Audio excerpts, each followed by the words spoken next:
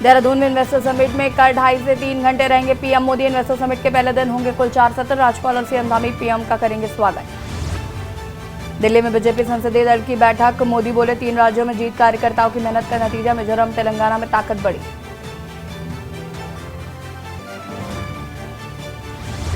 रेवंत रेड्डी ने तेलंगाना के मुख्यमंत्री पद की शपथ ली। भट्टी विक्रमार्क डिप्टी सीएम, 11 मंत्री भी शपथ ले रहे। सोनिया, राहुल, प्रियंका मौजूद। तमिलनाडु में बाढ़ से करीब 1.2 करोड़ लोग प्रभावित। स्कूल कॉलेज लगातार चौथे दिन बंद। 15 ट्रेनें कैंसिल। तूफान में चौंक से 47 साल बाद ऐसे हालात।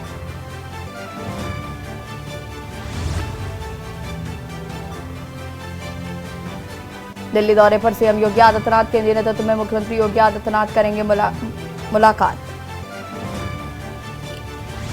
अयोध्या में भव्य होगा रामलला का प्राण प्रतिष्ठान। प्राण प्रतिष्ठान समारोह में सचिन, विराट और अमिताभ बच्चन को आमंत्रण। उद्योगपतियों को भी न्योता। आप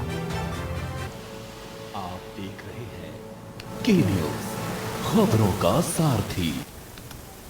नमस्कार, देश की बात पे आप सभी का स्वागत है। मैं हूं आपके साथ यशी शुक्ला। दिल्ली से खबर आपको बता देते हैं, जहां पर यूपी कैबिनेट का बदल सकता है चेहरा। कैबिनेट में शामिल हो सकते हैं 5 से 6 नए मंत्री। चर्चा में ओपी राजभर, दारा सिंह, आकाश सक्सेना के नाम। सीएम योगी का दिल्ली दौरा माना जा रहा है बेहद अहम।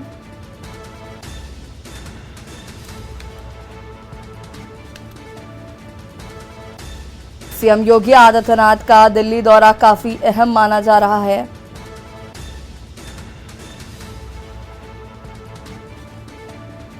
कैबिनेट में शामिल हो सकते हैं 5 से 6 मंत्री।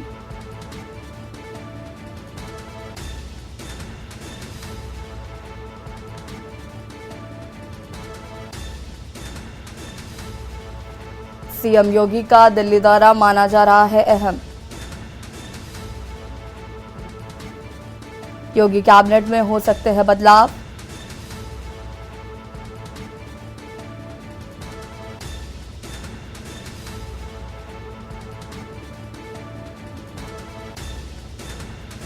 मुख्यमंत्री योगी आदित्यनाथ का दिल्ली दौरा काफी अहम माना जा रहा है।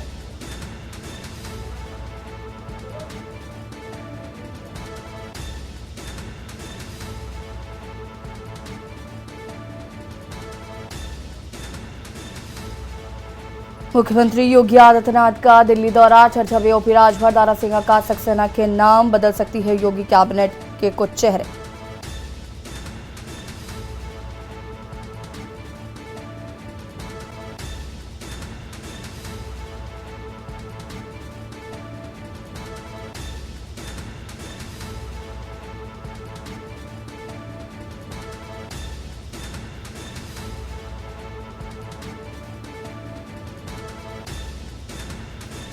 सीएम योगी का दिल्ली दौरा माना जा रहा है बेहद अहम।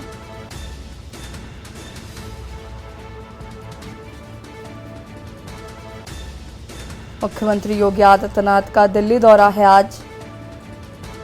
योगी कैबिनेट में शामिल हो सकते हैं नए चेहरे। चर्चा में ओपी राजभर, दारा सिंह, आकाश सक्सेना के नाम।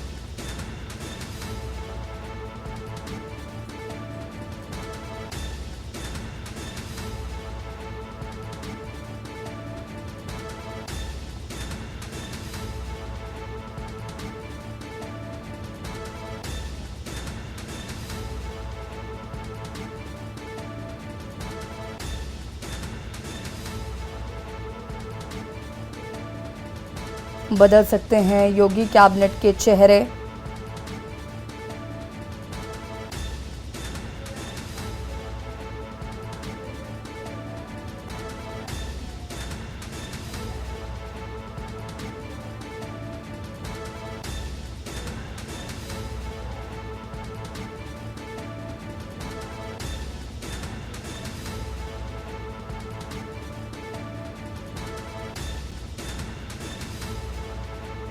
योगी कैबिनेट में शामिल हो सकते हैं ओपी राजभर,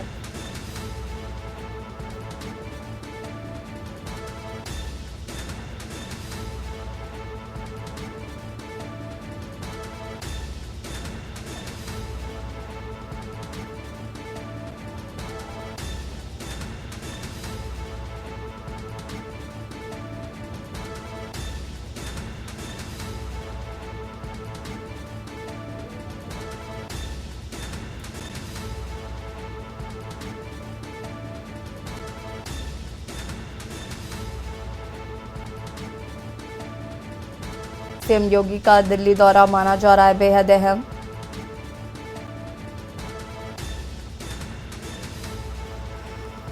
और इसी खबर पर ज्यादा जानकारी के लिए संवाददाता प्रवेश शर्मा हमारे साथ जुड़ चुके हैं। प्रवेश, क्या कुछ जानकारी है? मुख्यमंत्री योगी आदित्यनाथ का दिल्ली दौरा, और ये दिल्ली दौरा काफी अहम माना जा रहा है। योगी कैबिनेट में कई चेहरे बदल सकते हैं। देखिए, कुछ समय में जो है योगी आदित्यनाथ दिल्ली में होंगे, और मैं आपको बता दूं कि कैबिनेट के विस्तार के लिए मुख्य तौर पर वो दिल्ली पहुंच रहे हैं, जिसमें सबसे बड़ी और अहम बात यह है कि ऐसा संभव माना जा रहा है कि कम से कम 6 मंत्री जो है फेरबदल ऊपर नीचे हो सकते हैं। और सबसे बड़ी बात यह है कि जो यूपी के मौजूद का भी कार्यकाल की चर्चा होनी है। और सबसे बड़ी बात यह है कि आज लगभग 3 बजे के आसपास जो जब वो पहुंचेंगे, उसके बाद 6:30 बजे के आसपास उनकी जो मुलाकात है जेपी नड्डा से होनी है। और उसके बाद रात को 9 बजे वो गृह मंत्री अमित शाह से मुलाकात करेंगे। और उसके बाद चाहे वो यूपी के प्रभारी के उस पर चर्चा करेंगे, चाहे कैबिनेट के दल के विस्तार पर बात करनी। जी बिल्कुल, मुख्यमंत्री योगी आदित्यनाथ कब तक पहुंचेंगे? प्रवेश, इसको लेकर क्या कुछ जानकारी है? देखिए, बिल्कुल अभी मैं बता दूं, सूत्रों के हवाले से खबर आ रही है कि कुछ ही समय बचा है, मान के चलिए 5 से 20 मिनट मुझे अनुमान बताया जा रहा है कि वो दिल्ली में मौजूद होंगे, क्योंकि वो कुछ ही क्षण में एयरपोर्ट पर पहुंचने वाले हैं। और उसके बाद वो सीधे काम पहुंचेंगे, और उसके बाद लगभग 6:30 बजे वो जेपी नड्डा जी से मुलाकात करेंगे। ठीक है, बहुत बहुत शुक्रिया आपका प्रवेश। और अरमान आसिफ हमारे साथ जुड़ चुके हैं। अरमान, क्या कुछ जानकारी? मुख्यमंत्री योगी आदित्यनाथ का दिल्ली दौरा और यूपी कैबिनेट में बड़ा फेरबदल हो सकता है जैसी चर्चाएं हैं। जी, मुख्यमंत्री योगी आदित्यनाथ दिल्ली में गए हैं। वहां पे कैबिनेट बैठक को लेकर मीटिंग होनी है। तमाम बड़े जो नेता हैं वो वहां पे जुड़ेंगे, और साथ ही ये भी कहा जा रहा है कि कैबिनेट का विस्तार भी किया जा सकता है, क्योंकि जो लोकसभा चुनाव है उसको देखते हुए ये अहम बैठक मानी जा रही है। और तमाम ऐसे बड़े राजनीतिक जो चेहरे हैं बीजेपी के, वो उस बैठक में शामिल होंगे। और साथ ही आपको बता दें कि ये मीटिंग जो इसका मुख्य कारण माना जा रहा है वो आने वाला लोकसभा चुनाव है, क्योंकि जो लोकसभा चुनाव है वो अहम इसलिए भी हो जा रहा है क्योंकि अभी आप जिस बीते 6 तारीख को इंडिया गठबंधन की भी बैठक हुई है, उसके ठीक बाद ये कैबिनेट बैठक को लेकर मीटिंग की जा रही है। तो कहीं ना कहीं एक राजनीतिक चेहरों में कई उलटफेर भी देखे जा सकते हैं। जी बिल्कुल, अगर हम बात करें, देखिए 2024 की तैयारियां जो है वो काफी तेजी से देखने को मिल रही हैं। बीजेपी खास तौर पर इस पर काम कर रही है, और नतीजतन हमने भी देखा कि जो चुनाव हुए हैं उसमें बीजेपी को एक बड़ी जीत कह सकते हैं कि मिली है। ऐसे में आज ओपी राजभर का नाम भी सामने आ रहा है कि ओपी राजभर भी कैबिनेट में शामिल हो सकते हैं। तो ओपी राजभर का शामिल होना क्या आगे चुनाव में फायदा देगा? जी बिल्कुल, देखिए आपको बता दें कि ओम प्रकाश राजभर जब से सपा से दूरी करके भाजपा के खेमे में ज्वाइन किया था उन्होंने, तो तब से कयास ये लगाए जा रहे थे, क्योंकि एक लंबा वक्त बीत गया है। ये जब इन्होंने समाजवादी पार्टी छोड़ी थी तभी ये कहा जा रहा था कि इनको कैबिनेट विस्तार होगा और एक मंत्री जो पद है पर वो उसमें इनको एक मंत्री का पद दिया जाएगा। लेकिन आपको बता दें कि ये लगातार ये कयास लंबे जा रहे थे। अभी हाल ही में हमने ओपी राजभर से भी बात की, तो उन्होंने साफ तौर पर जब इस बात की कि आपको मंत्री पद कब तक मिलेगा, तो साफ तौर पर उन्होंने ये कहा कि देखिए हमने जब बीजेपी से पहले रिजाइन किया था तो मंत्री पद पे रहते हुए रिजाइन किया था। लेकिन साफ तौर पे ये कहा जाता है कि जो उत्तर प्रदेश के जो पश्चिमी क्षेत्र है वहां पे जो एक राजभर जो वोट बैंक है वो एक अच्छा खासा पकड़ रखता है किसी भी सांसद या विधायक को जिताने में। तो ये तो कयास पहले से ही लगाए जा रहे थे कि बीजेपी ओम प्रकाश राजभर को एक कहीं ना कहीं एक मंत्री पद दे सकती है। जी ठीक है, बहुत बहुत शुक्रिया आपका तमाम जानकारी देने के लिए। और बता दें आपको कि पीएम मोदी से भी मुख्यमंत्री योगी आदित्यनाथ मुलाकात कर सकते हैं। अब से थोड़ी ही देर में आपको बता दें कि मुख्यमंत्री योगी आदित्यनाथ पहुंचेंगे दिल्ली, नोएडा।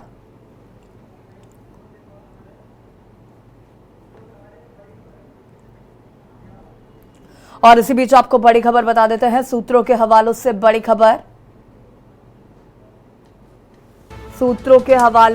खबर आपको बता दें। लोकसभा चुनाव से पहले कांग्रेस में हो सकता है बड़ा फेरबदल।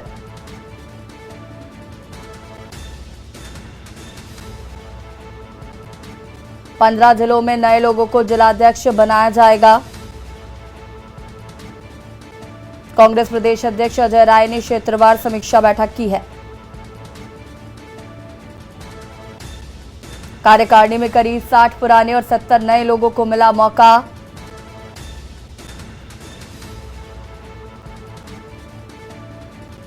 सूत्रों के हवाले से बड़ी खबर, लोकसभा चुनाव से पहले कांग्रेस में बड़ा फेरबदल।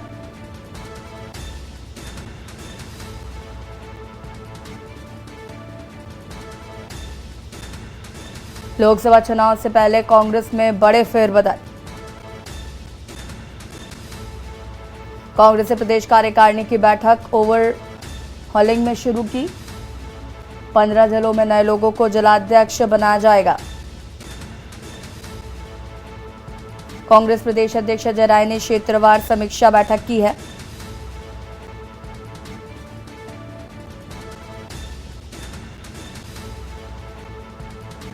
सूत्रों के हवालों से बड़ी खबर आपको बता रहे हैं, कांग्रेस भी अपनी रणनीति लोकसभा चुनावों को लेकर लगातार बना रही है। तैयारियां साफ तौर पर देखा जा रहा है और इसी खबर पर ज्यादा जानकारी के लिए रेजिडेंट एडिटर मनीष पांडे जी हमारे साथ जुड़ चुके। मनीष जी, ये बड़ी खबर है कि एक और जहां पर बीजेपी अपनी तैयारियों में जुटी हुई है तो वहीं कांग्रेस अपनी तैयारियों में जुटी हुई है। ये जो 5 राज्यों में अभी हाल ही में विधानसभा चुनाव हुए जिसमें बीजेपी को कहीं ना कहीं एक भारी जीत देखने को मिली, इसके बाद कहीं ना कहीं कांग्रेस भी एक्टिव मोड पर है। सबसे पहले तो क्या कुछ जानकारी है इसको लेकर कि 15 जिलों में नए अध्यक्ष बनाए जाएंगे, जो बड़े फेरबदल देखने को मिल रहे हैं कांग्रेस में?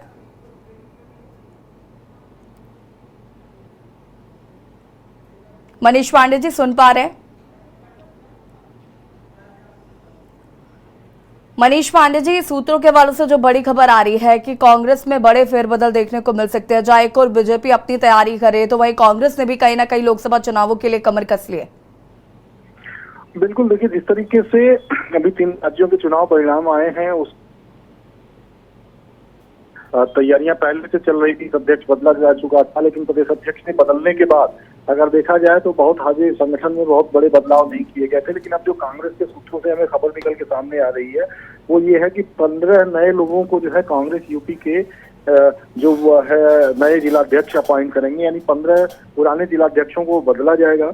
इसके अलावा जो कार्यकारिणी है, जो कार्यकारिणी अभी तक बनी हुई है, उसमें उस कार्यकारिणी के हिसाब से करीब 60 से 70 पुराने लोगों को मौका दिया जाएगा। और जो पार्टी की रणनीति है कि चूंकि लोकसभा का जो चुनाव है वो बहुत नजदीक है, बहुत ज्यादा समय नहीं है, तो जो तमाम जो पार्टी के अभी जो 60 जिलाध्यक्ष हैं, मौजूदा जिलाध्यक्ष हैं, उनके ऊपर ही भरोसा किया जाएगा, यानी उनके कंधे पर ही आगे बढ़ेंगे और उनके कंधे पर ही आगे का चुनाव लड़ेंगे। तो जो अब तक नए प्रदेश अध्यक्ष हैं, मतलब उम्मीद ये की जा रही थी कि पूरी कार्यकारिणी की जो टीम है वो बदली जाएगी, तो लेकिन अब जो खबर निकल के सामने आ रही है उसके हिसाब से कि करीब 15 जिलाध्यक्षों को बदलने की तैयारी में है मौजूदा जिलाध्यक्ष, और बाकी जो 60 पुराने जो जिलाध्यक्ष हैं उन्हें कंटिन्यू किया जाएगा। तो कहीं ना कहीं आप देख सकते हैं कि जो है कांग्रेस ने भी अब कमर कस ली है। उत्तर प्रदेश में जिस तरीके के चुनाव परिणाम आए हैं तो राज्यों को मनीष जी देखिए, 5 राज्यों में जो चुनाव हुए और उनके जो परिणाम आए हैं उसके बाद से हमने देखा कि मल्लिकार्जुन खड़गे ने भी बैठक बुलाई। अब अलग अलग राज्यों में भी इसको लेकर तैयारियां शुरू हो गई हैं, तो कहीं ना कहीं कांग्रेस कोई कमी जो है वो नहीं छोड़ना चाहती। साथ ही साथ वो जो गठबंधन बनाया गया है उसको लेकर भी कहीं ना कहीं काफी ज्यादा चीजें हम देख रहे हैं कि कांग्रेस अपनी तरफ से पूरी कोशिश कर रही है। देखिए, जाहिर तौर पर कांग्रेस के सामने इस समय जो स्थिति है वो करो या मरो वाली है, क्योंकि जो 5 राज्यों के चुनाव हुए थे अभी विधानसभा के, उसके पहले जो उसका INDA गठबंधन था, उस गठबंधन के जो तमाम सहयोगी थे वो लगातार कोशिश कर रहे थे कि चुनावों के पहले एक बैठक कर ली जाए और बैठक करके जो इन राज्यों में चुनाव हो रहे हैं उन राज्यों में भी एक तरह से सहभागिता एक दूसरे के साथ की जाए, उन राज्यों में उन पार्टियों को भी मौका मिले। लेकिन ऐसा नहीं हुआ और उसके बाद जो परिणाम आए उसके बाद अब जो तमाम उसके जो सहयोगी पार्टियां हैं वो भी सतर्क हो गई हैं। अगर उत्तर प्रदेश की बात करें तो उत्तर प्रदेश में आपने देखा होगा अखिलेश यादव और राष्ट्रीय लोकदल के जयंत चौधरी, ये लोग तमाम गठबंधन में पहले ही थे, मौजूद थे, लेकिन चुनावों के बाद इनके भी एक तरह से देखेंगे आप तो तेवर बदले हुए हैं, तो ये भी थोड़ा अपना अलग रास्ता अख्तियार कर रहे हैं। ऐसे में उत्तर प्रदेश में कांग्रेस के सामने बिल्कुल करो या मरो की स्थिति है। अगर 2024 के लोकसभा चुनावों में अगर कांग्रेस इन लोगों को साथ लेकर नहीं चल पाती है, तब क्या विकल्प होगा कांग्रेस के पास, कैसे चुनाव लड़ेगी, इन तमाम पहलुओं पर भी मंथन चल रहा है, इन तमाम पहलुओं पर भी विचार किया जा रहा है। और जब जो कांग्रेस के तमाम नेता हैं, जो मौजूदा प्रदेश अध्यक्ष हैं, इस बात को भी केंद्र में रह के सोच रहे हैं कि अगर ऐसी स्थिति आएगी तो कैसे निपटेंगे। बिल्कुल मनीष जी हमारे साथ बने रहिएगा। फिलहाल इस जानकारी के लिए आपका शुक्रिया। लोकसभा चुनाव से पहले कांग्रेस में बड़े फेरबदल देखने को मिल रहे हैं। कहीं ना कहीं लोकसभा चुनावों को लेकर कांग्रेस ने भी अपनी कमर कस ली है और कांग्रेस पूरी तरीके से कहीं ना कहीं चुनावों को लेकर तैयार नजर आ रही है। बड़े फेरबदल हमें देखने को मिलेंगे।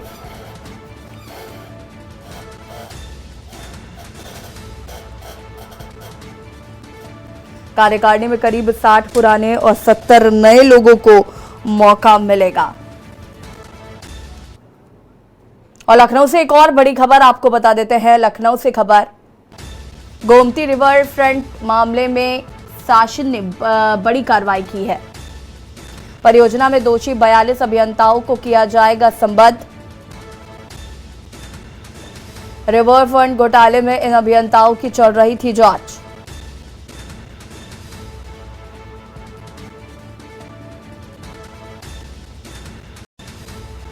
सिंचाई विभाग के रिवर फ्रंट मामले में बड़ी कार्रवाई।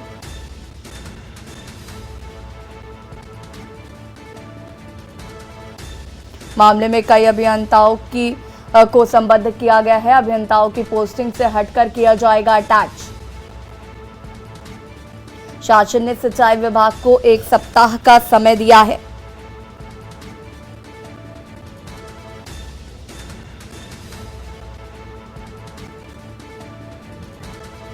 परियोजनाओं में दोषी 42 अभियंताओं को किया जाएगा संबद्ध। रिवर फ्रंट घोटाले में इन अभियंताओं की चल रही थी जांच। और इसी खबर पर हमारे साथ रेजिडेंट एडिटर मनीष पांडे जी जुड़े हुए हैं। मनीष जी, क्या कुछ जानकारी? देखिए, रिवर फ्रंट मामला काफी लंबे समय से चल रहा है और इस पर कार्रवाई की गई थी। काफी दिनों से जांच पड़ताल चल रही थी और अब 42 अभियंता ऐसे हैं जिन्हें संबद्ध किया जाएगा।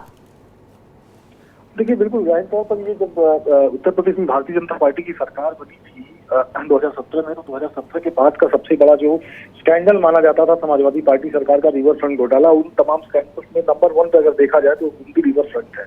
इसमें अब कार्रवाइयां शुरू हो गई हैं। तो तमाम जो जांच कर रही थी, जो कमेटी थी, उसके बाद सीबीआई जांच हुई थी। सीबीआई जांच के बाद तमाम लोग दोषी पाए गए। उसमें बहुत सारे लोगों को बर्खास्त किया गया, बहुत सारे जेल गए। लेकिन उस समय अब देखा जाए कि पूरी की पूरी जो टीम थी, उसमें जो 42 अभियंता थे उस समय इस तरह से हुए, उनके खिलाफ अब कार्रवाई की तैयारी की गई है। शासन स्तर पर सहमति बन गई है। शासन स्तर से ये निर्देशित कर दिया गया है सिंचाई विभाग के विभागाध्यक्ष को कि इन तमाम 42 अभियंताओं को अब मुख्यालय से संबद्ध किया जाए, क्योंकि लंबे समय से जांच प्रक्रिया चल रही थी, लंबे समय से कार्रवाइयां लंबित पड़ी हुई थी। तो ऐसे में उन तमाम 42 अभियंताओं को, उसमें कुछ प्रमोट हो गए थे, कुछ रिटायर हो गए थे, तो उनकी फील्ड में अलग अलग स्थानों पर तैनाती थी। अब इन तमाम अभियंताओं को मुख्यालय से अटैच किया जाएगा। प्रक्रिया का पहला चरण है और मुझे लगता है कि इसके बाद अटैचमेंट के बाद हो सकता है कि देर सवेर इनके खिलाफ भी कार्रवाइयां हों। जिन 42 अभियंताओं का नाम आया, उनकी बकायदी पूरी सूची शासन ने विभागाध्यक्ष को भेजी और उसका प्रथम चरण ये है कि इन्हें फील्ड से बुला के मुख्यालय अटैच किया जाएगा। उसके बाद जो शासन है और जो विभाग है वो अपने स्तर से जो कार्रवाइयां हैं वो उनके खिलाफ करेगा। जी, बहुत शुक्रिया आपका तमाम जानकारी के लिए। सिंचाई विभाग के रिवर फ्रंट मामले में बड़ी कार्रवाई की गई है। आपको बता दें कि जो अभियंता हैं उनको संबद्ध किया जाएगा। साथ ही साथ आपको बता दें कि काफी बड़ा मामला था, काफी लंबे समय से इस पर जांच पड़ताल की जा रही थी।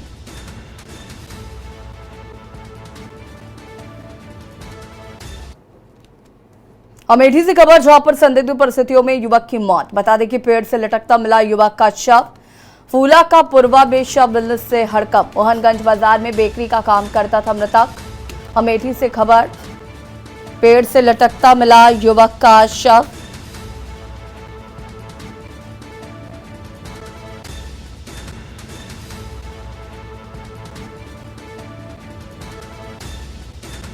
मोहनगंज बाजार में बेकरी का काम करता था मृतक।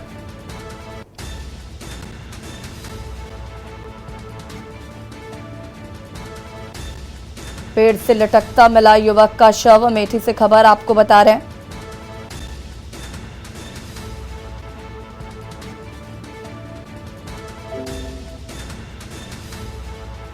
मोहनगंज बाजार की बेकरी का काम करता था मृतक।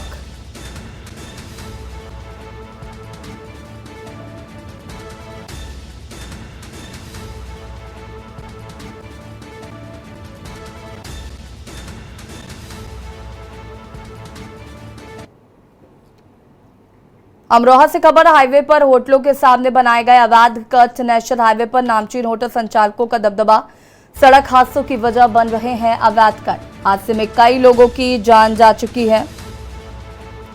NHAI अवैध कटों पर नहीं दे रहा है ध्यान।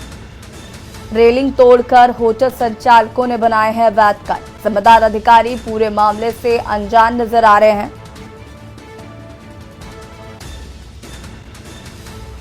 गजरौला थाना क्षेत्र के नेशनल हाईवे 9 का ये पूरा मामला बताया जा रहा है।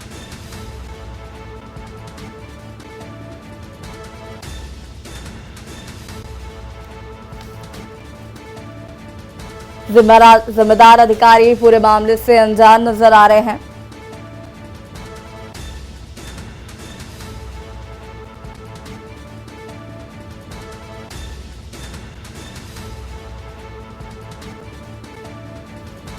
नेशनल हाईवे पर नामचीन होटल संचालकों का दबदबा।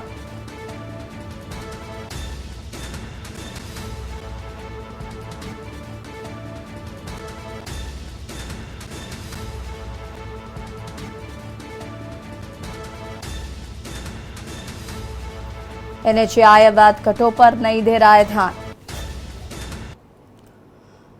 बुलंदशहर से खबर, जहां पर पुलिस और बदमाशों के बीच मुठभेड़ के दौरान 2 बदमाश घायल। बदमाशों के कब्जे से तमंचे, कारतूस और बाइक बरामद।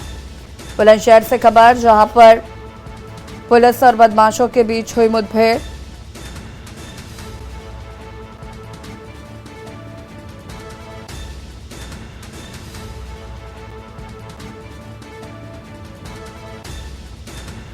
गिरफ्तार आरोपियों पर 12 मुकदमे हैं दर्ज। पुलिस और बदमाशों के बीच मुठभेड़। बुलंदशहर से खबर, मुठभेड़ के दौरान 2 बदमाश घायल।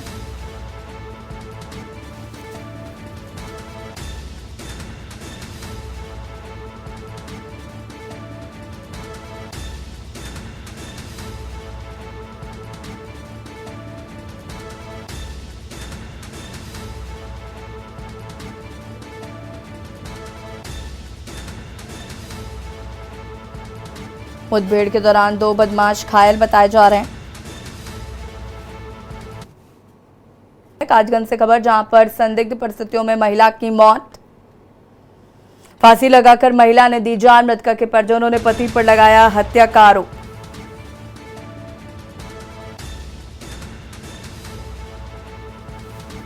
फांसी लगाकर महिला ने दी जान। मृतका के परिजनों ने पति पर लगाया हत्या का आरोप। मृतका के पति को पुलिस ने हिरासत में लिया।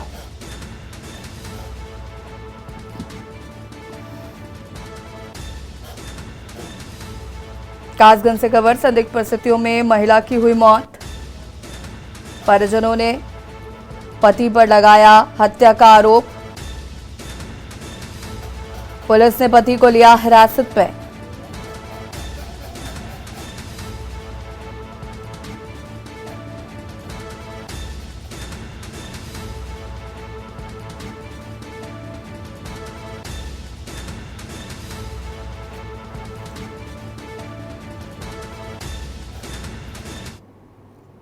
साहवरगेट थाना क्षेत्र कासगंज के अंतर्गत महिला की मृत्यु है। क्या है पूरा मामला? कल दिनांक 6/12/2023 को रात्रि में लगभग 12 बजे स्थानीय पुलिस को डायल 112 के माध्यम से एक सूचना प्राप्त हुई, जिसमें ये बताया गया था कि साहवरगेट थाना कासगंज क्षेत्र में एक महिला की संदिग्ध परिस्थितियों में मृत्यु हुई है और उनका शव उनके घर में रखा हुआ है। घटना का तत्काल संज्ञान लेते हुए स्थानीय पुलिस मौके पर पहुंची तो यह पाया गया है कि रजनी गुप्ता, वाइफ ऑफ मनोज गुप्ता, निवासी नलवाली गली, साहवरगेट, थाना कोतवाली, कासगंज, इनकी मृत्यु हो गई है।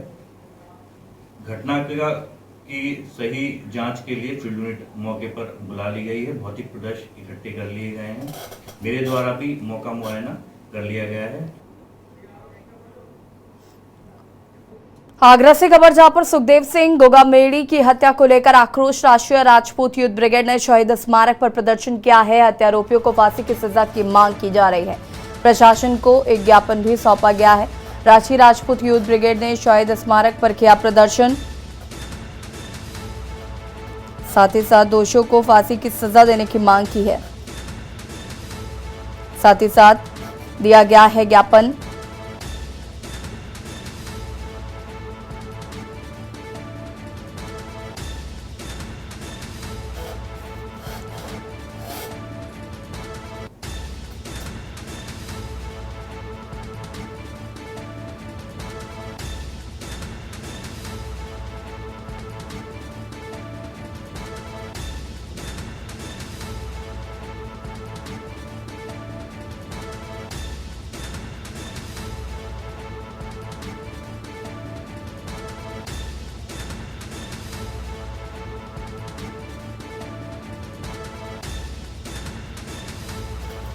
हत्यारोपियों को फांसी की सजा देने की गई है मांग। प्रशासन को एक ज्ञापन भी सौंपा।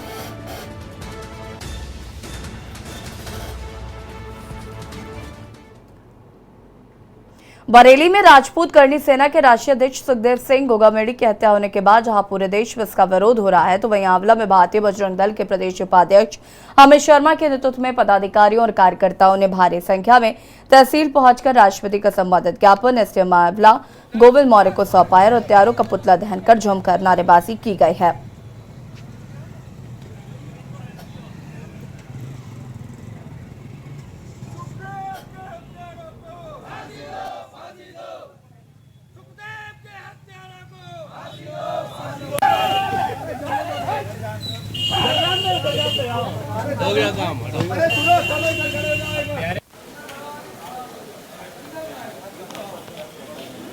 रुक जाओ ऐसी रोको। माननीय महामहिम राष्ट्रपति महोदय भारत सरकार नई दिल्ली द्वारा माननीय उपजिलाधिकारी आंवला बरेली विषय राजपूत करनी सेना के अध्यक्ष सुखदेव सिंह गोगामेड़ी जी की दिनांक 5/12/2023 को 5/12/2023 को की गई हत्या के हत्यारों को खबर गाजीपुर से, जो गाजीपुर के मनिहारी ब्लॉक के अंतर्गत ग्राम सभा यूसुफपुर के प्रियंका मेमोरियल इंटरनेशनल स्कूल में बच्चों ने बॉल मेला का आयोजन किया है। इस दौरान बच्चों ने इतिहास समेत पर्यावरण को बढ़ाने की अपील की है, जहां पर मिशन चंद्रयान जैसा मॉडल बनाकर बच्चों ने अभिभावकों और अध्यापकों के सामने उसको पेश किया, जिसको देखने के बाद मानो ऐसा लगा कि मिशन चंद्रयान जैसी मिसाइल विद्यालय प्रांगण में ही बनी है, जिसको अध्यापकों और अभिभावकों ने बड़ा सराहा। इस कार्यक्रम के आयोजन प्रियंका मेमोरियल इंटरनेशनल स्कूल के प्रबंधक ने दीप प्रज्वलित कर शुरुआत की है। इसके बाद बच्चों ने कव्वाली समेत देशभक्ति गाने पर जमकर थिरके और अभिभावकों और अध्यापकों का दिल जीत लिया।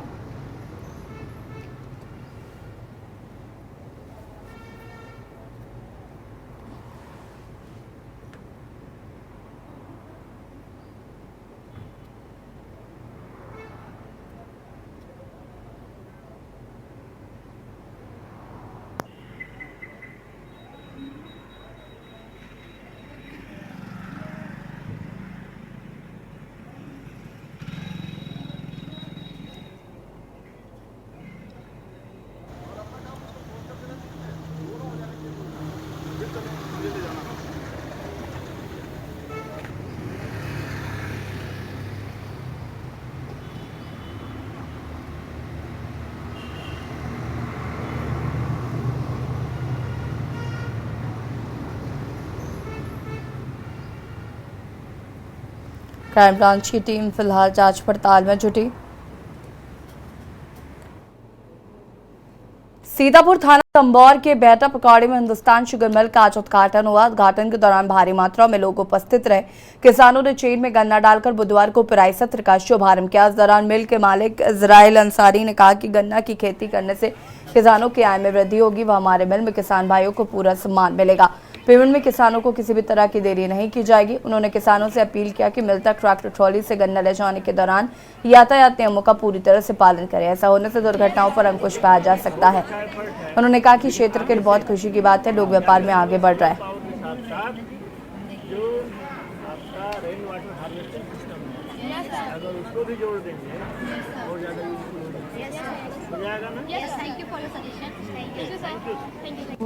Doctor Avinash Rai, professor physics, PG college Ghazipur, और उनके साथ डॉक्टर राय, पत्रकार और राजीव।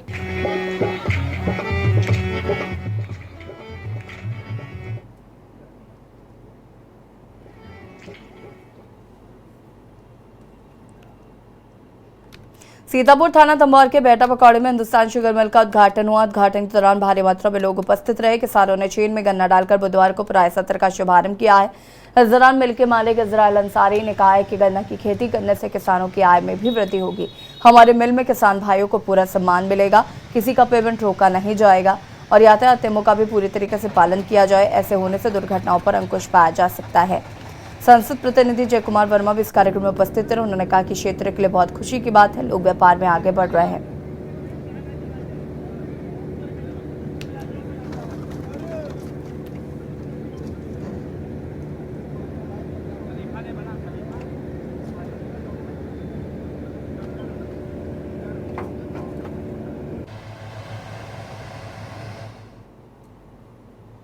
खबर सहारनपुर से, जो एक महिला ने टेनिस खिलाड़ी और फिल्म कलाकार विजय वर्मा पर रेप का मुकदमा दर्ज किया है।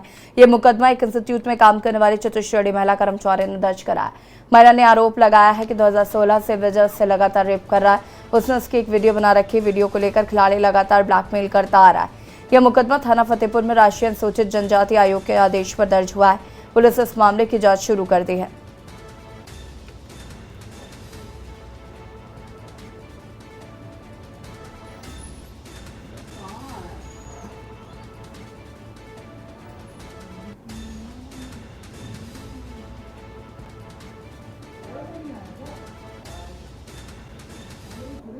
दिसंबर को थाना फतेहपुर पर एक पीड़िता की तहरीर के आधार पर छेड़खानी, दुष्कर्म SC/ST एक्ट के अंतर्गत एक मुकदमा दर्ज कराया गया है। पीड़िता ने अपनी तहरीर पर यह बताया है कि वह कुछ सालों से थाना फतेहपुर क्षेत्रांतर्गत एक इंजीनियरिंग कॉलेज में सफाई कर्मी के रूप में कार्य कर रही थी और उक्त अभियोग में जो मुख्य अभियुक्त है वो उसी जो है इंजीनियरिंग कॉलेज के प्रबंधक हैं। शीघ्र ही इस मुकदमे में पीड़िता के माननीय न्यायालय के समक्ष बयान करवाकर अन्य विधिक कार्रवाई कराई जाएगी और इसकी विवेचना क्षेत्राधिकारी सदर द्वारा प्रचलित है। भगवान रामलला की प्राण प्रतिष्ठा का उत्साह देश और दुनिया में सर चढ़कर बोल रहा है। भगवान रामलला को लोग तरह तरह की वस्तु प्राण प्रतिष्ठा के लिए भेंट कर रहे हैं। भगवान की प्राण प्रतिष्ठा के धार्मिक अनुष्ठान के लिए जोधपुर में देसी गाय का शुद्ध 600 किलो का घी आया है, जो रामलला के मंदिर में अखंड ज्योति और इसके साथ ही रामलला के प्राण प्रतिष्ठा के मौके पर होने वाले धार्मिक अनुष्ठान में उपयोग किया जाएगा। 108 कलश में 600 किलो देसी घी 27 नवंबर को जोधपुर से निकला था, जिसमें 5 पहली गाड़ी पर अयोध्या लेकर जोधपुर के सतवार्षी संदीपनी महाराज पहुंचे, जिसका नाम जन्मभूमि ट्रस्ट के पदाधिकारी ने सेवकपुरम में स्वागत किया है।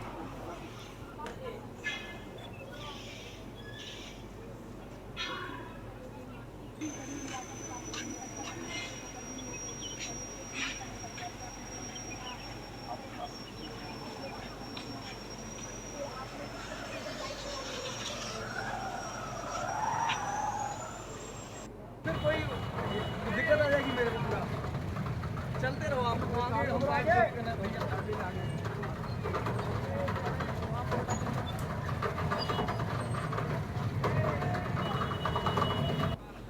है कि श्री रामलला के चरणों में अर्पण हम जो है 9 तारीख के दिन करेंगे, जो भगवान श्री रामलला का यज्ञ होगा।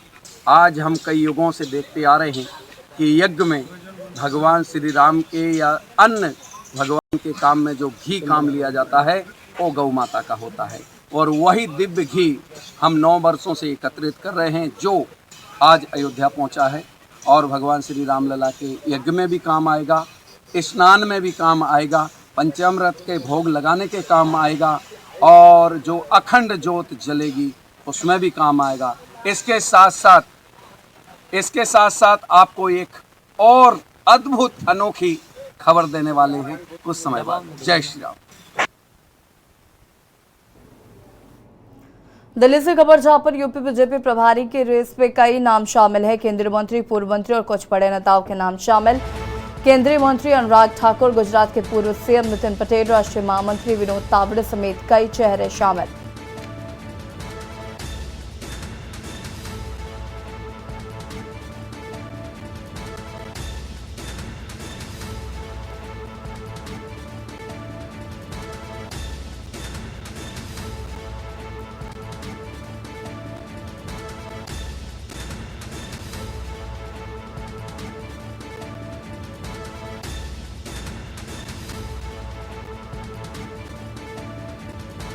केंद्रीय मंत्री अनुराग ठाकुर, गुजरात के पूर्व सीएम नितिन पटेल समेत तमाम कई चेहरे शामिल।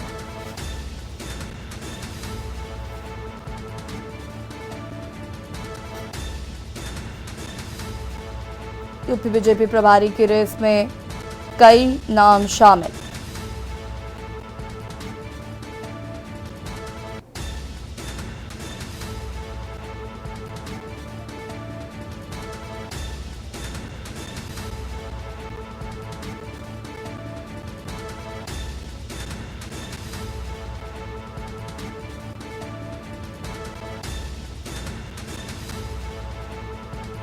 केंद्रीय मंत्री, पूर्व मंत्री और कुछ बड़े नेताओं के नाम शामिल हैं।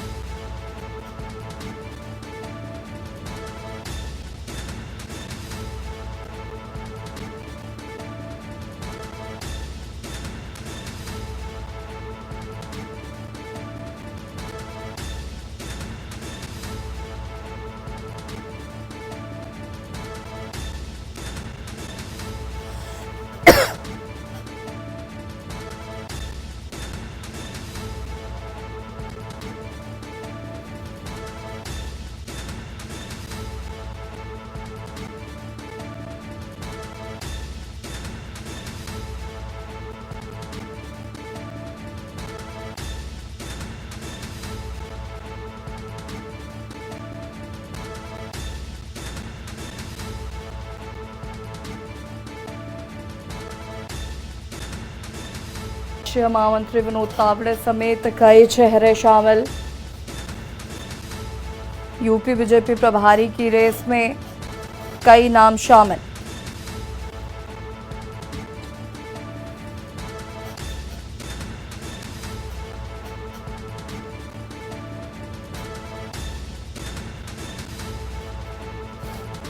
राष्ट्रीय महामंत्री विनोद तावड़े समेत कई चेहरे शामिल।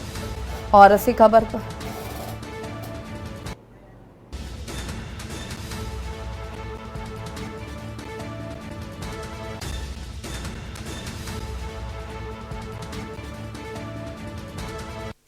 खबर पर ज्यादा जानकारी के लिए संवाददाता प्रवेश शर्मा हमारे साथ जुड़ चुके। प्रवेश, यूपी बीजेपी प्रभारी की रेस में कई नाम शामिल हैं, जिसमें महामंत्री विनोद तावड़े का नाम है, अनुराग ठाकुर का नाम है। क्या कुछ जानकारी इसको लेकर?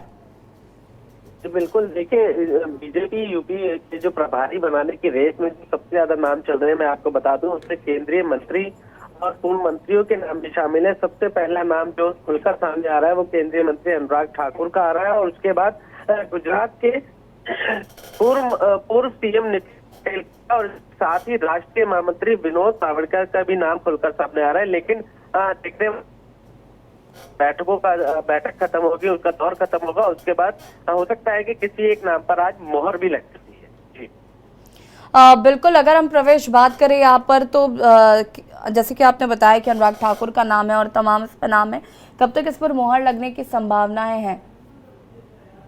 देखिए, मैं आपको स्पष्ट रूप से बता दूं कि जो आज बैठक होनी है वो लगभग 6 बजे के आसपास होगी। उसके बाद उसमें यूपी के सीएम भी गडकरी भी मौजूद होंगे और खुद यूपी के बीजेपी के राष्ट्रीय अध्यक्ष जेपी नड्डा मौजूद होंगे। इसके गृह मंत्री अमित शाह भी होंगे और इसका पूरा जो फेरबदल है या बात करें चर्चा बिल्कुल बहुत हद तक आज स्थिति जो है वो स्पष्ट हो जाएगी। इसको लेकर भी बहुत बहुत शुक्रिया आपका तमाम जानकारी साझा करने के लिए। और बता दें आपको कि केंद्रीय मंत्री, पूर्व मंत्री, कुछ बड़े नेताओं के नाम शामिल हैं। हालांकि आज जो 6 बजे बैठक होती है उसमें बहुत हद तक सारी चीजें जो है वो क्लियर हो जाएंगी।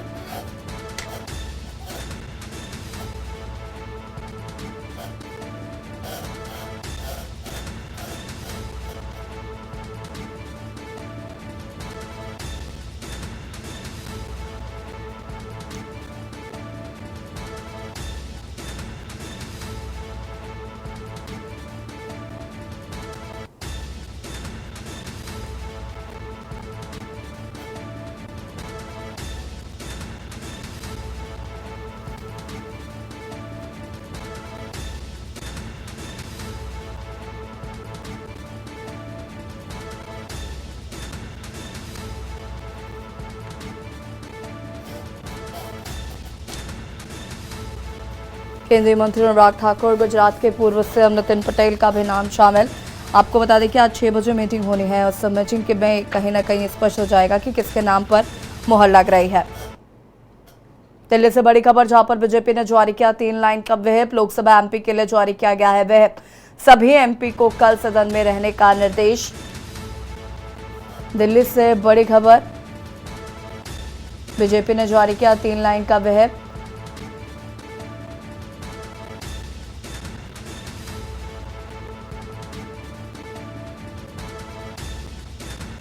सभी एमपी को कल सदन में रहने के निर्देश जारी किए गए हैं।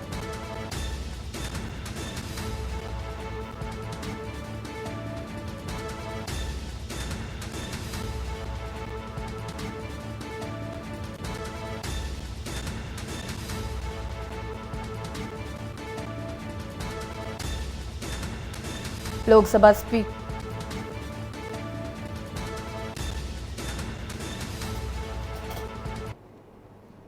और बड़ी खबर आपको बता देते हैं दिल्ली से बड़ी खबर। नड्डा वसुंधरा की मुलाकात आज संभव, बता दें कि बालकनाथ ने लोकसभा सदस्यता छोड़ी, लोकसभा स्पीकर को इस्तीफा सौंप दिया है। दिल्ली से खबर आपको बता रहे, जहां पर मनीष सिसोदिया की जमानत याचिका खारिज, पूर्व डिप्टी सीएम मनीष सिसोदिया की जमानत याचिका खारिज। सुप्रीम कोर्ट 11 दिसंबर को पुनर्विचार याचिका पर करेगी सुनवाई। सुप्रीम कोर्ट तय करेगा कि इस याचिका को सुना जाए या नहीं। कथित शराब घोटाले में 26 फरवरी से जेल में है मनीष सिसोदिया। सुप्रीम कोर्ट 11 दिसंबर को पुनर्विचार याचिका पर करेगी सुनवाई। सुप्रीम कोर्ट तय करेगा कि इस याचिका को सुना जाए या नहीं। कथित शराब घोटाले में 26 फरवरी से जेल में है मनीष सिसोदिया।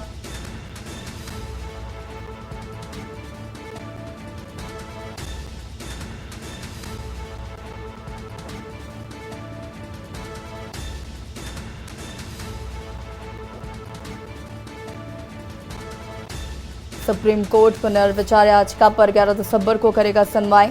मनीष सिसोदिया की जमानत याचिका खारिज, पूर्व डिप्टी सीएम मनीष सिसोदिया की जमानत याचिका खारिज। लगातार बढ़ती जा रही है मनीष सिसोदिया की मुश्किलें। सुप्रीम कोर्ट 11 दिसंबर को पुनर्याचिका पर करेगा सुनवाई।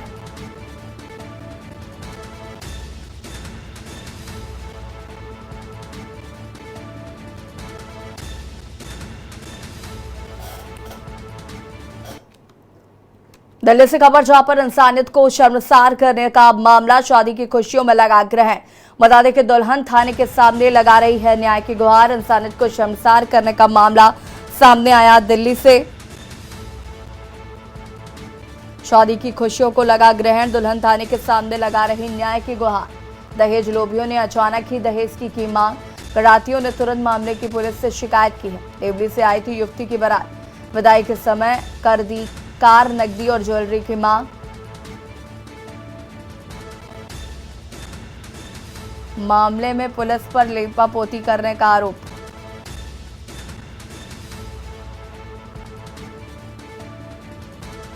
विदाई के समय कर दी कार, नकदी और जेवरात की मांग।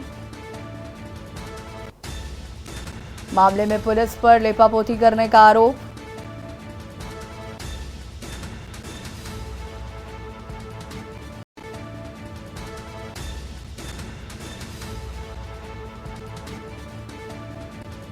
दुल्हन थाने के सामने लगा रही न्याय की गुहार।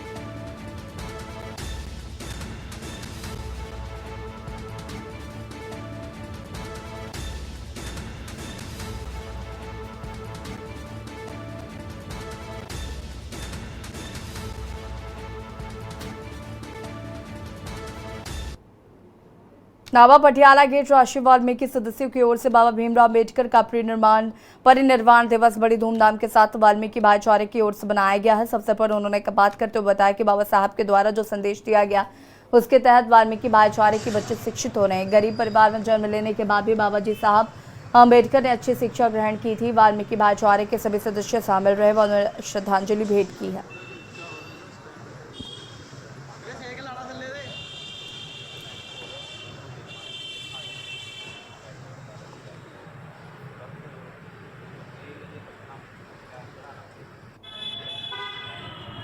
धूमधाम के साथ मनाई गई वाल्मीकि जयंती।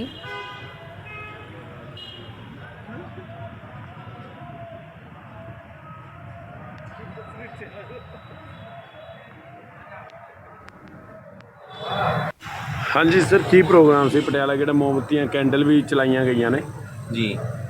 ਅੱਜ 6 ਦਸੰਬਰ ਸਾਰੇ ਪੂਰੇ ਦੁਨੀਆ ਨੂੰ, ਪੂਰੇ ਦੇਸ਼ ਨੂੰ, ਪੂਰੇ ਵਿਸ਼ਵ ਨੂੰ ਪਤਾ ਹੈ ਕਿ ਅੱਜ ਡਾਕਟਰ BR ਅੰਬੇਦਕਰ ਦਾ ਪਰਿਨਿਰਵਾਣ ਦਿਵਸ ਮਨਾਇਆ ਜਾ ਰਿਹਾ ਹੈ। ਤੇ ਅੱਜ ਅਸੀਂ ਫਿਰ ਤੋਂ ਇਸ ਉਰੇ ਇਕੱਠੇ ਹੋਏ ਹਾਂ। ਅੱਜ ਸਵੇਰ ਸ਼੍ਰੀ ਗੁਰੂ ਰਵਿਦਾਸ ਸੇਵਾ ਸੁਸਾਇਟੀ ਨਾਲ ਬਹੁਤ ਹਰਸ਼ੋ ਉਲਾਸ ਨਾਲ ਅੱਜ ਦਾ ਦਿਨ ਮਨਾਇਆ ਗਿਆ ਹੈ। ਅੱਜ ਹੁਣ ਇਸ ਸਮੇਂ ਰਾਤ ਨੂੰ ਭਗਵਾਨ ਸ਼੍ਰੀ ਵਾਲਮੀਕੀ ਸੇਵਾ ਸੁਸਾਇਟੀ ਹੈ ਜਿਹੜੀ ਉਹ ਸਾਰੀ ਟੀਮ ਉਹਨਾਂ ਦੀ ਮੌਜੂਦ ਹੈ ਤੇ ਅੱਜ ਕੈਂਡਲ ਜਲਾ ਕੇ ਹਾਂਜੀ ਪ੍ਰਧਾਨ ਜੀ, ਅੱਜ ਕੀ ਪ੍ਰੋਗਰਾਮ ਹੈ ਇੱਥੇ ਪਟਿਆਲਾ ਜਿਹੜਾ ਆਪਾਂ ਖੜੇ ਹਾਂ ਅੰਬੇਦਕਰ ਸਾਹਿਬ ਦੀ ਮੂਰਤੀ ਕੋਲੇ, ਕੀ ਪ੍ਰੋਗਰਾਮ ਹੈ? ਅੱਜ ਬਲੀਦਾਨ ਦਿਵਸ ਹੈ ਜੀ ਤੇ ਵਾਲਮੀਕੀ ਸਭਾ ਵੱਲੋਂ ਇਹ ਮਨਾ ਰਹੇ ਹਾਂ ਅਸੀਂ ਤੇ ਇਹਨਾਂ ਦੇ ਬਲੀਦਾਨ ਦੇ ਉੱਪਰ ਬਹੁਤ ਯਾਨੀ ਕਿ ਅੱਜ 6 ਅਕਤੂਬਰ 6 ਦਸੰबर ਨੂੰ ਮਨਾਇਆ ਜਾਂਦਾ ਹੈ जी। सत्ता बदलते ही बुलडोजर की कार्रवाई छत्तीसगढ़ की राजधानी रायपुर में पिछले सरकार के संरक्षण में चढ़े 75 अवैध ठेले गुमटियों की जब्ती कर 10 से ज्यादा दुकानें जमींदोज कर दी गई हैं। प्रदेश में सत्ता परिवर्तन के साथ ही कलेक्टर सर्वेश्वर दास पुरे ने एक आपात बैठक कर कानून व्यवस्था बनाने और अवैध गतिविधियों पर तत्काल कार्रवाई करने के निर्देश दिए। मंगलवार को शहर के सालेम स्कूल, NIT संतोषी नगर सहित कई क्षेत्रों में अवैध चौपाटियों और ठेले गुमटियों के खिलाफ कार्रवाई की गई।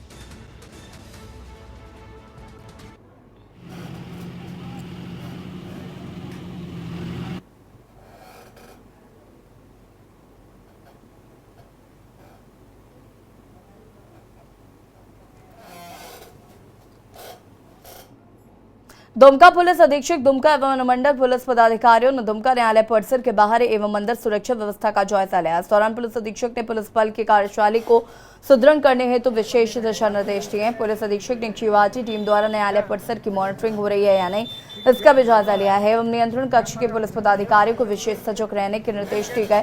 इसके साथ ही पुलिस अधीक्षक ने न्यायाधीश के आवासीय परिसर का सुरक्षा व्यवस्था का भी निरीक्षण किया है।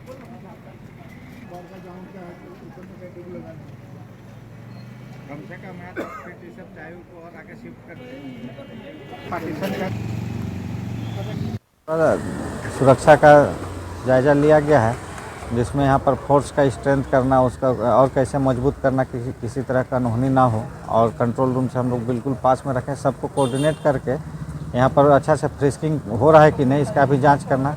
यहाँ जो फोर्स है उनका कार्यशैली कैसा उसको देखना। अगर उसको और इंस्ट्रक्शन भी दिया गया है और भी ऑफिसर इसमें हम लोग बढ़ाए हैं और जो इसका सुरक्षा के लिए आवश्यक कदम उठाए जाने हैं उसको हम लोग आकलन कर रहे हैं। जो भी आवश्यकता पड़ेगी कोर्ट की सुरक्षा के लिए और उसको हम लोग देखने आए हैं और बेहतर इसका कैसे सुरक्षा व्यवस्था किया जाए। सर केंद्रीय निश्चित रूप से हम लोग का सुरक्षा का ऑडिट वहाँ होते रहता है। कल भी पुलिस उपाधीक्षक स्तर से किया गया है और हम लोग आगे भी वहाँ पर जो उसका सुरक्षा का जो नॉर्म्स है जेल का उसको हम लोग और।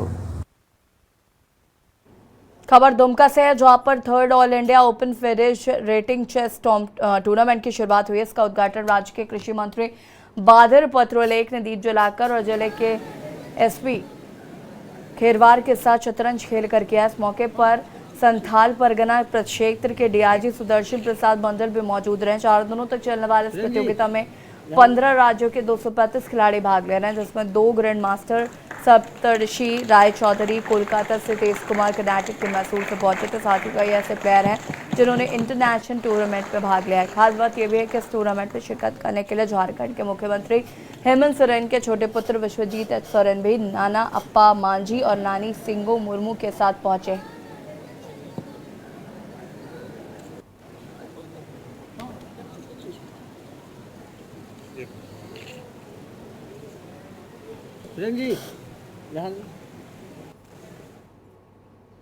महाराष्ट्र विधानसभा का शीतकालीन सत्र से उपराजधानी नागपुर में होगा। विपक्ष ने सत्ता पक्ष को घेरने की तैयारी शुरू कर दी है।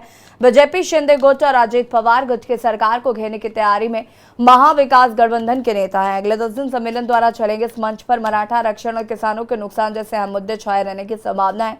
इस बीच विपक्ष ने बुधवार को सत्ता पक्ष के चाय समारोह का बहिष्कार किया। यह सत्र इसलिए महत्वपूर्ण है क्योंकि अगले कुछ दिनों में देश में लोकसभा के चुनाव आ रहे हैं और इस बीच सत्तारूढ़ सरकार की ओर से कई तरह की घोषणाएं की जा सकती हैं। इससे इस सम्मेलन पर सबकी नजर है। महाविकास अघाड़ी के नेता इस सत्र में विभिन्न मुद्दों पर सरकार को घेरने के लिए पूरी तरह तैयार है।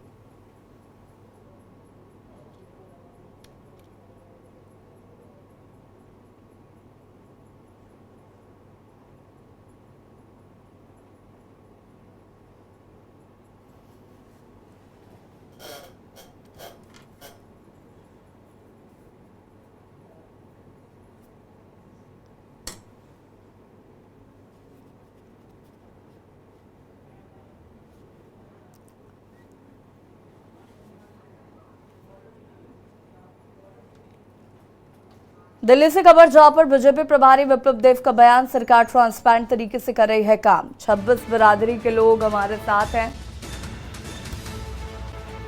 सरकार ट्रांसपेरेंट तरीके से कर रही है काम। हरियाणा की जनता स्वाभिमानी मानी जाती है।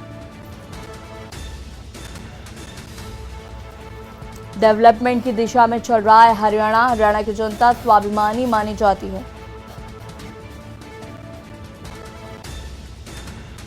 डेवलपमेंट की दिशा में चल रही है हरियाणा। सरकार ट्रांसपेरेंट तरीके से कर रही है काम।